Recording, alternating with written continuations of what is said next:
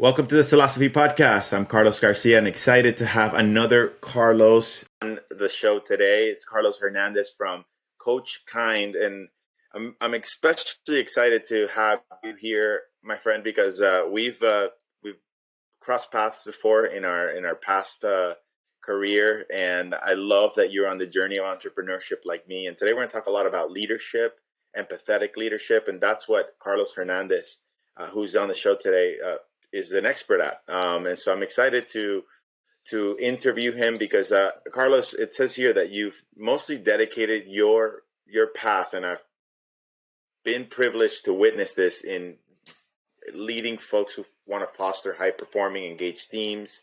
You're always about innovative leadership programs and helping leaders bring a positive work culture. So I'm super excited, man. Anything that you'd like to share with our audience that you would like them to know about you? No, just first off, super thrilled to be here, Carlos, or as we call in Spanish community, my tocayo. Always been my tocayo, has been Carlos, who's been my namesake. We've been right there next to each other. And dude, I'm super thrilled to see you in this kind of capacity because, again, we've known each other for so long. And it's like just to see our paths continue to go full circle.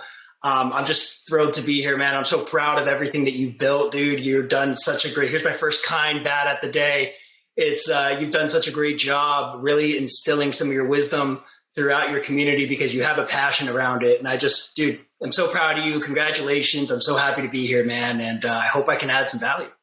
Thanks, man. The feeling is mutual. Part of me, like, our smile is kind of like, look at us all grown up and like mature and stuff. Because we used to be like two idiots. I mean, at least I like to qualify myself as just two guys who were just like goofy guys that we were passionate about what we were doing, but we'd love to have a lot of fun. And man, we had a lot of fun when we worked at the bank together. But obviously, when it came down to business, we would need to do what we needs to get done. But there's something about this idea of playfulness, which I know that we'll probably talk about a little bit, and why it's so important to bring that into the work culture when it's appropriate, right? Because obviously in terms of the world of leadership and the world of having to message some important things, that there's appropriate and inappropriate times to do things. And I'm sure you and I in our journeys have learned when it was inappropriate and how weird it is when we do things when it's not the right timing. But before we do go into deepen into all of these things, I'm curious to learn what led you to start Coach Kind. If you could just kind of share a little bit of your journey around that. Yeah, man. Kind of thinking about, look at that, right? Like I think about when you're younger and you make all these, you make decisions, whether some of them are appropriate or inappropriate in the workplace, and you're trying to learn. There's a leader. If you have a kind leader, if you've got a leader there that supports you, there's somebody who will look at you and help you wipe, stuff off your face, help you feel a little bit better, but let you know, hey, it's okay, you made a mistake. This is how you probably shouldn't say this, or you should probably say something like this, and here's how we can help you going forward. And when a leader can look at you and help you feel like you're a part of the team while still helping you get better, that's what I'm aiming to accomplish, right? And Coach Kind is a really great way of being able to do that. For me, it's we don't have enough leaders who have that willingness to have that conversation with people at any point of a work cycle, right? So you have, onboarding all the way to outboarding. People need good leaders that are there to help them and guide them, and organizations need good leaders to do that. And after spending so many years at the bank, and I left and I went into an ad tech agency, and that helped me just open up my eyes to a whole new industry. And I realized I realized the area of opportunity that there was to help people develop as leaders. People were getting new jobs. They weren't being told or taught how to lead a team. They were just kind of being given the team, told them to plug away and go. And it caused a lot of workplace rift, man, because you had people who meant well, but they're just trying to lead the way that they thought that would be, best done. And when you don't give your new shiny new toy, you get this new high performer and you want to give them a new job and a promotion, but you don't give that person the tools to succeed. You're setting them up to fail. And Coach Kind was a really, really great way for me to kind of instill some of those leadership values that we learned through an organization that just continued to instill it's like drinking like out of a fire hose, man. It was just constant leadership development conversation. And that stuff now has a place, and there's leaders out there that are looking for it, and I'm here to give it to them. So that was a really long answer, but yeah. No, that's cool. I really like that you brought that up, because I had not known what happened to you after our work together in Wells. So I saw in the background that you went into the advertising tech, and I always feel like, I don't know if it happened to you. I'm sure it did, because you said, when I saw this, I found the gap. But what made me go into my thing, there was like a moment. Like I caught a moment where I was just like, this is it.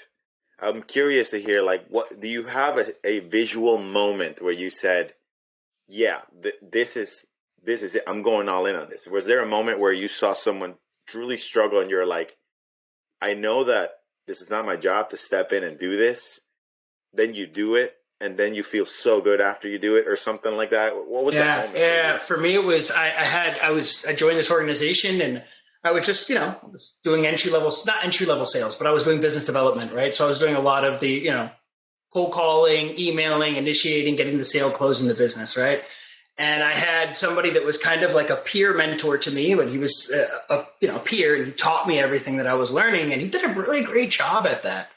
And then he got the job to be our team manager, right? He was going to be the leader of our little group, and we had it was something like 5 or 6 people, so it wasn't going to be anything too crazy. But the organization, he takes the job and he starts running into he's running into workplace conflicts. He's running into issues with the way that people are responding to him on his team. He's working through productivity issues. He's working through all of these different things. And I'm kind of asking him, well, what support are you getting?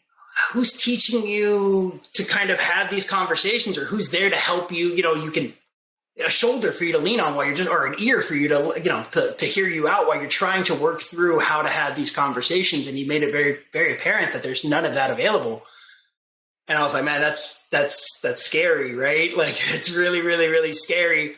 Long story short, I leave for paternity leave, and I come back, and he's gone. And then now they've seen me step into the role and kind of help out this team and usher the team. And then they gave me the job a little bit later, and only gave me about 2-3 months to do the job before they completely disbanded the team and moved forward. And I quickly realized, like, this all could have just been better worked out if somebody, and you could have retained a really great employee, right, had they just really given this person the support that they needed. So that was when I realized, and I started to kind of, think through my head, like, there's got to be an opportunity. And then getting let go eventually put me into a situation where I'm like, well, it's time for me to start to bat for myself. I was sick and tired of nothing against organizations. I love working with them, but times are tough. And I think as a father and as a husband, I've got to think strategically. And I think that the more that I can get closer to that gross dollar and continue to help our organizations directly versus,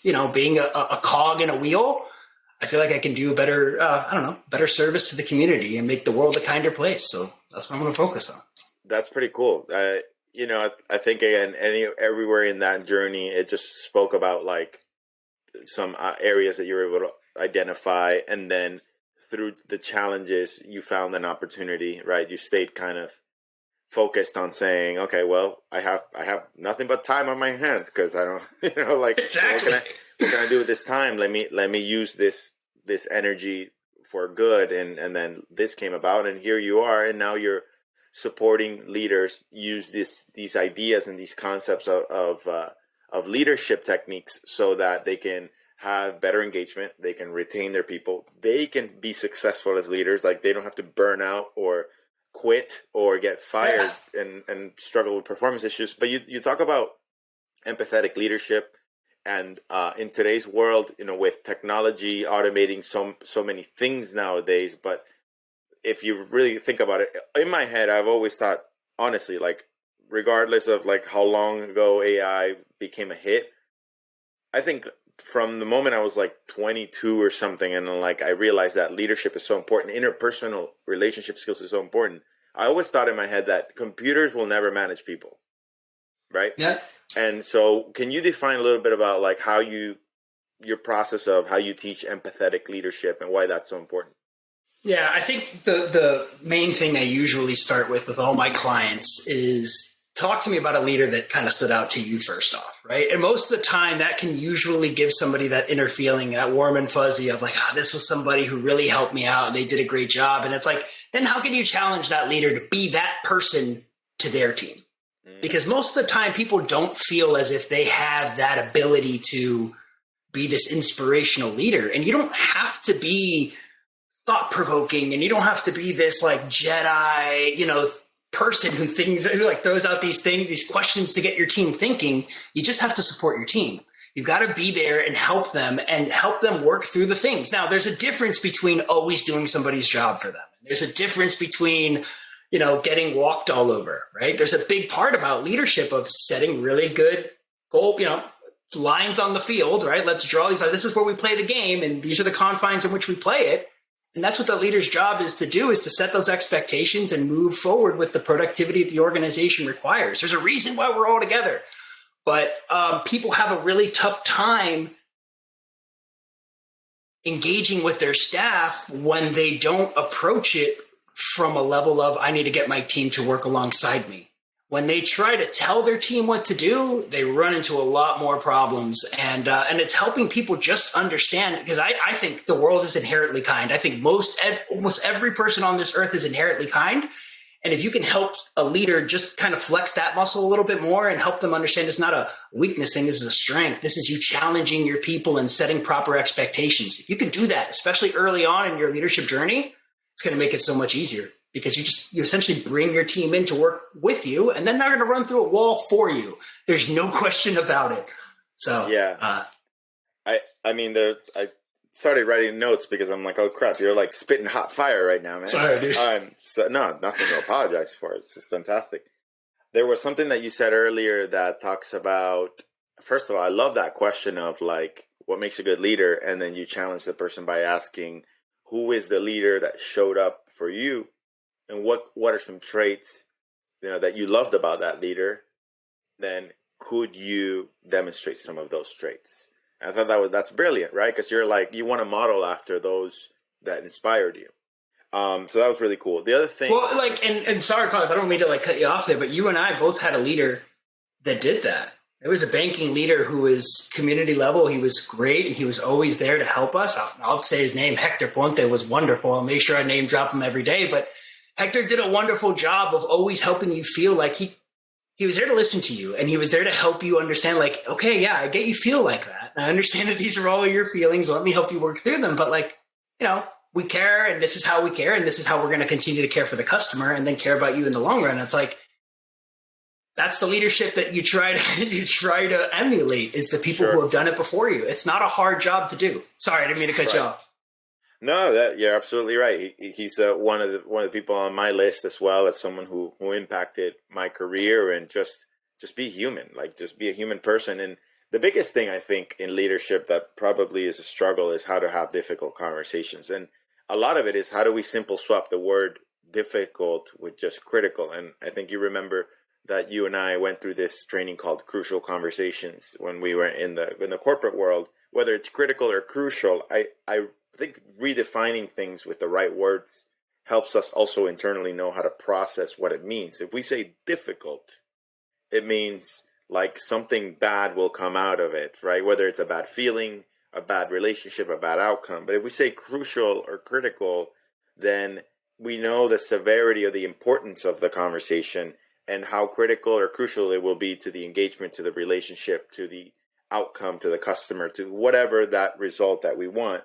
But again, I want to circle back to a couple of things you say about leadership. You and I share this quote, and I think we've shared it in our team meetings before, is that people don't care how much you know until they know how much you care.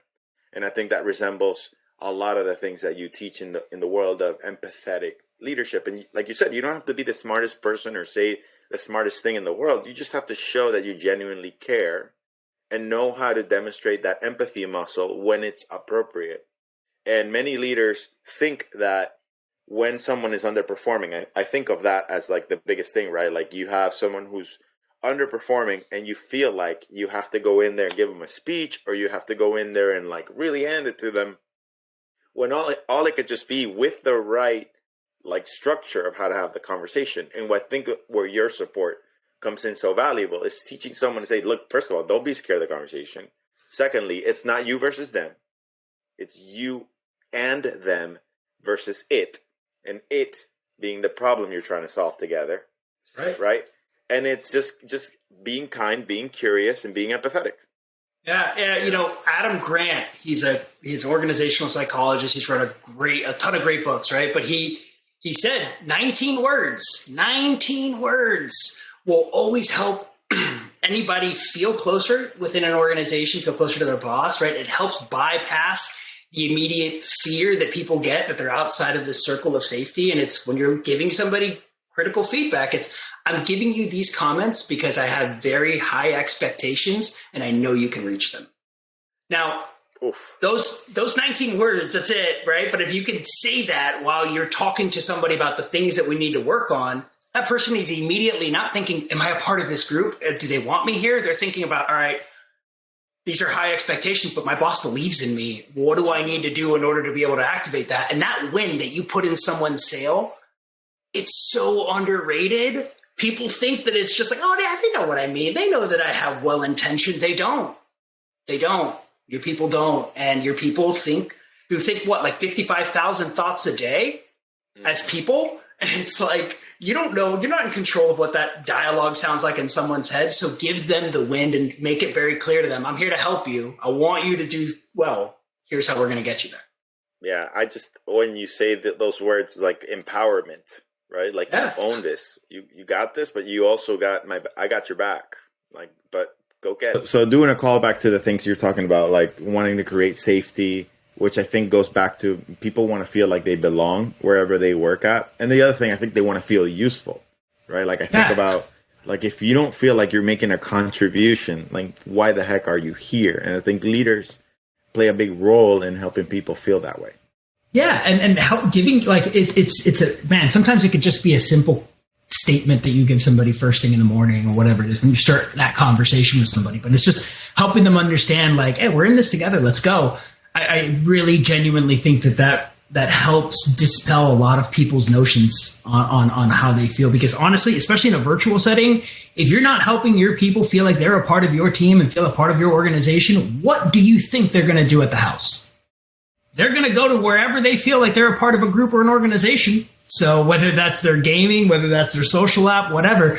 So as an organization, it's part of the job. We got to make people feel like they're here. And it doesn't mean that you have to do games every Friday or games every Wednesday. You don't have to do that. You don't have to spend money on that stuff. You just have to help your people feel like we're all in it for the same thing. That's your actions. It's all your actions.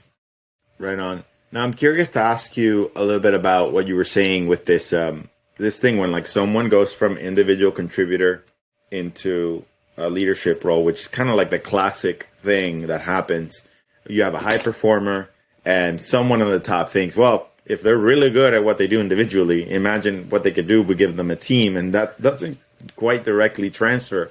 But like, what do you think are the most common challenges that these new managers face transitioning to becoming effective leaders? Yeah, that's my niche, right? Like those are my people because I want to get in touch with those new people who are taking on a team, because I genuinely feel like if I can have a new leader once a week for 3 months, they are going to start their job, their role as a leader in such better footing than they would have if they didn't contract any kind of support. And I'll tell you why, or at least get some form of leadership development. An organization is, I would say they're responsible for ensuring that person feels developed. So if you don't have an internal development process, then that's when you need to seek out other support. But a new leader, most of the time, they come in with that same mentality. I did this job really, really well. They gave me this job because they know I did this well. Now it's my job to make sure that I'm making everybody else do this job really, really well. And Blanchard Exchange, which is one of the organizations I partner with, they say 51% of all of leaders can only flex one form of leadership. So whether it's delegating, whether it's like a delegation kind of like you figure it out, or whether it's a micromanaging type of directive approach, 51% of leaders can only flex one. And this is somebody who's taking on a new role as a leader. They're only going to do what they know how to do. So if you can help that leader understand that the first 30 days, don't do anything. Don't make any decisions. Don't do any of these other stuff. I want you to observe. I want you to see what's actually going on, because your team is only going to tell you the things that you think you need to hear. They're going to use the corporate buzzwords of this is what I'm doing. This is what my pipeline looks like because I got this, that, the other. Just observe. That's going to tell you everything you need to know. It's also the honeymoon stage, right? Right. Yeah. Everything's cool. Dog and pony show. Exactly. Right. And when you can observe, you can understand. And it's not to observe to catch people. It's not to observe, but it's just to see what are the real problems that we're facing. And then now while I'm observing this person, how can I build a relationship and a connection with them? So when it's time for us to start activating and doing, that person feels like they've at least got somebody here who cares about them. And you could do that really easily by asking them like just very simple questions. Tell me about yourself. Get a list. I have how I want to be coached. That was a form that we used to use back at the bank, and it still does amazing things, right? But it like helps somebody understand, aside from like, here's how I work and here are my peak productivity hours and here's kind of how I like to work through things. It also gives them like my favorite candy, my favorite, snacks, favorite movies, favorite this. It gives you conversation topics. So while you're sitting there and you're observing or you're talking with your people, you're at least building some rapport and connection with your own staff. And enough new leaders don't do that. They think that this team is going to start to act and do on their beckoning call. And that's not people, man. We're working with people.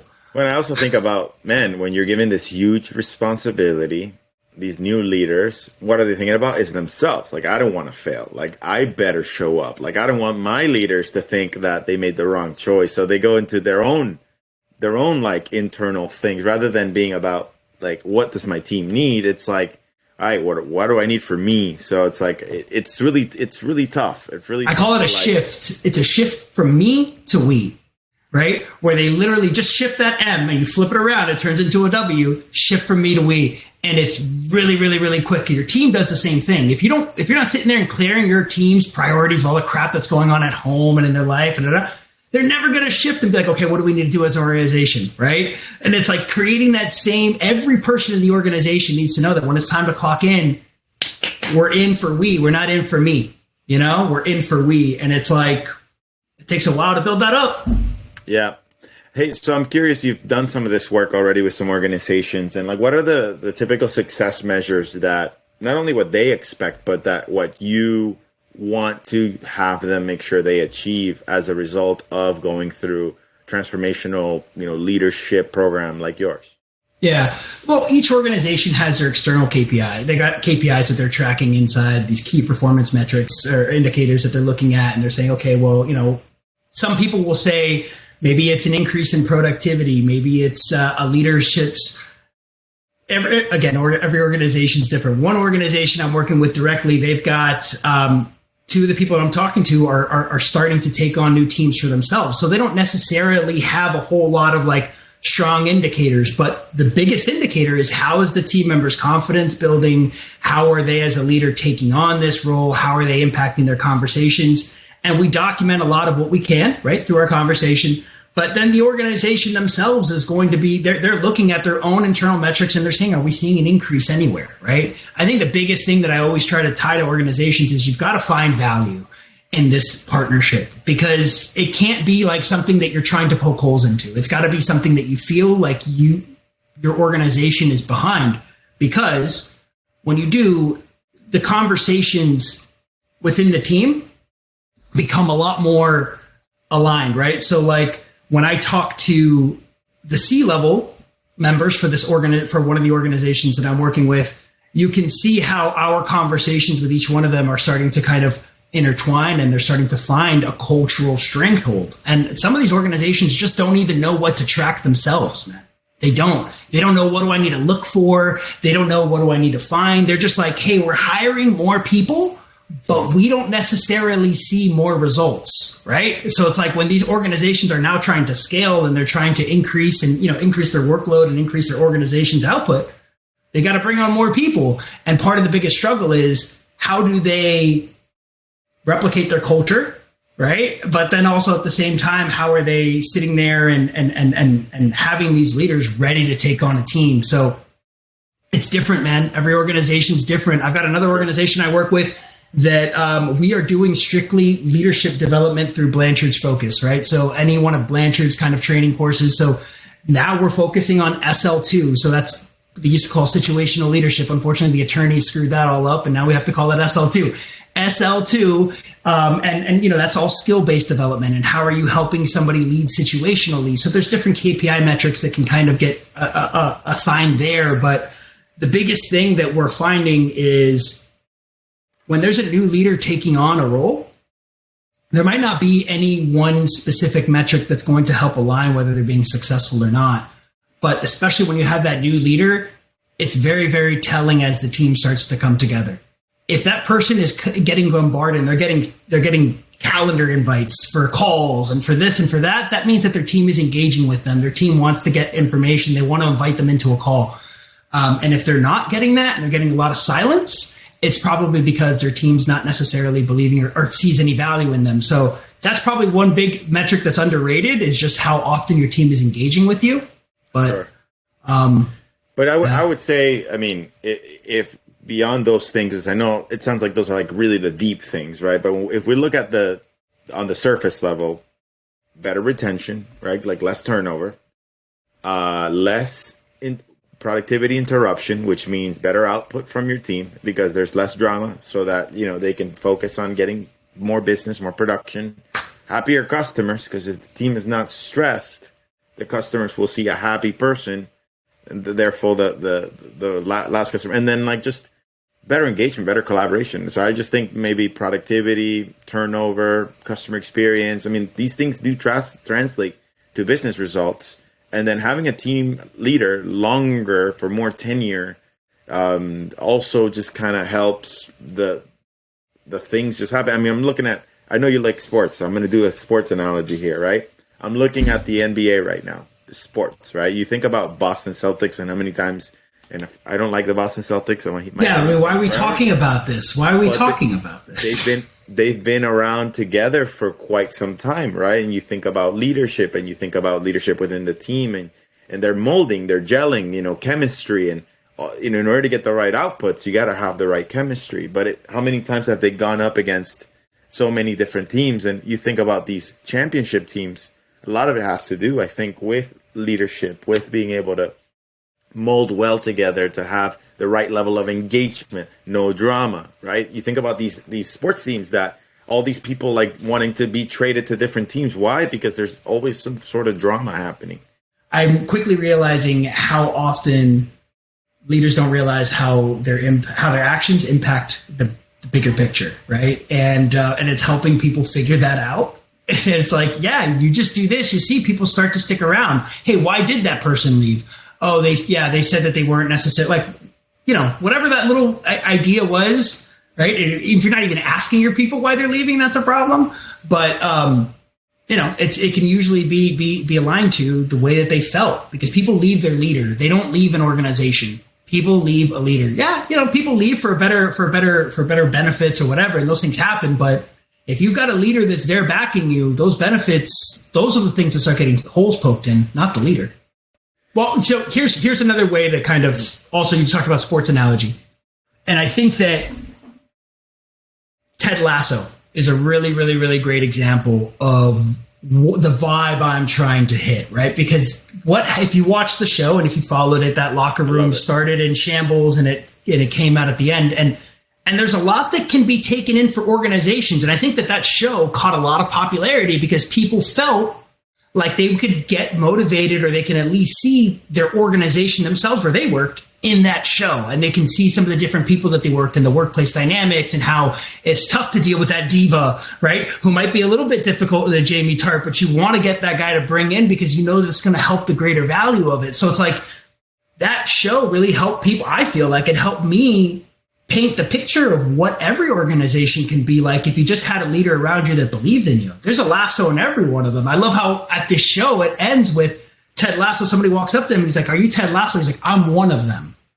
And that, to me, I still get goosebumps because it's a TV show on Apple. But the truth of it is like every one of us can impact the team that same way. And if that show impacted you, you have that same ability to do that to the people around you. You just have to show that you care about them. Right. And it was a guy who had no idea about soccer either, right? That's it. None of it. And but he knew people. He knew people. That's right. That's right. No, that's an amazing show. And, as you know, I was telling you earlier before we hit the record button here that with the exactly what to say methodology, it's supposed to be about how to have effective conversations, how to be more influential, and how to be more persuasive to get the right outcomes, how to do it ethically. But it also translates into leadership. And you and I learned this in our past life together, which is one of the fundamental cornerstones of conversational excellence, especially when you think about leadership, which also translates to it, is that curiosity is the fuel to great conversations. And I think where a lot of leaders probably fall short in these difficult, high-stakes conversations is that they don't stay curious long enough. And they let their judgment, either of themselves or the other person, get in that. And so that creates kind of this just the awkward tone, right? Because then now once you're making someone like they feel caught or they feel judged, you're not going to get their buy-in. Whereas if you just stay curious and just wonder why this person's struggling with this performance. I wonder why they're showing up late. I wonder why they have a bad attitude. I wonder why they're pushing back in our team meetings. And then you combine that with a little bit of empathy and just show that you care. It's like, hey, I've noticed that, you're showing up to these calls and you're not participating as much. I'm curious what's going on. And then shut the hell up. That's it. Just quiet down. More times than not, you'll find that the person might be going through something crazy personal in their life and they just can't be checked in, right? And rather than being like, hey, why aren't you participating on the calls? Like, that's not acceptable. You're a leader. You're supposed to, because that's what ends up happening. When without the right tools and without the right level of curiosity and empathy, you can literally take someone who maybe was your top performer, who just all of a sudden turned around.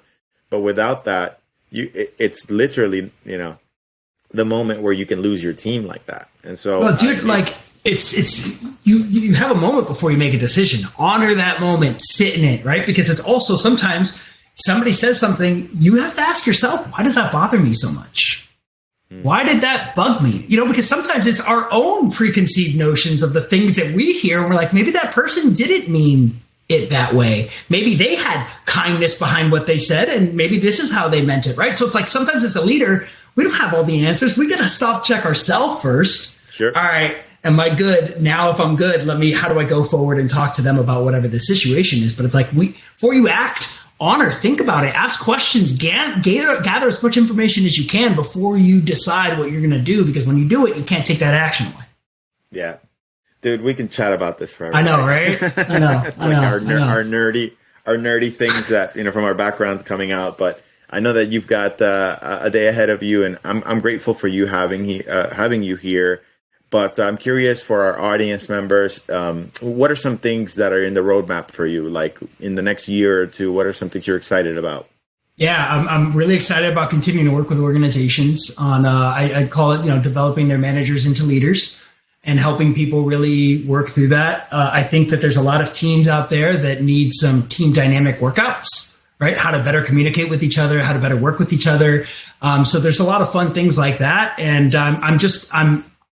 to me, if people can get to work and then they like who their leader is and they feel better, they genuinely walk out of work and out into the world a happier and kinder person. And it's like, if we can have better leaders, kinder world will come. You can't tell me it won't. And that's what I'm excited for, is just help people become better leaders.